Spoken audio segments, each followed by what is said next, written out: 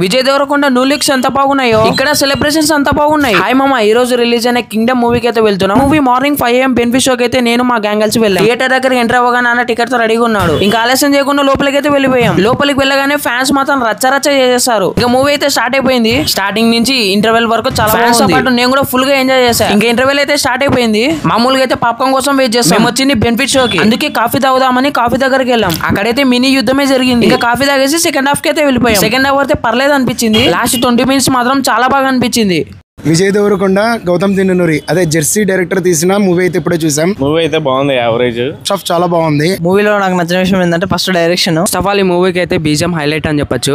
And second half కూడా okay అనిపించింది. మూవీలో విలన్ క్యారెక్టర్ ఒకటి చేసినాడు, దేవరకొండనే డామినేషన్ చేసినాడు. విజయ్ దేవరకొండ విలన్ యాక్టింగ్ అయితే బాగున్నాయి. ఇట్లా అయితే రోలెక్స్ క్యారెక్టర్ అనిపించింది. సత్యదేవ్ కూడా బాగా యాక్ట్ చేస్తాడు. ఆ రేటింగ్ వచ్చేసి 3 3 out of 5. ఈ వీడియో ఎలా అనిపించిందో కింద కామెంట్ చేసి చెప్పండి. మళ్ళీ నెక్స్ట్ వీడియోలో కలుస్తా.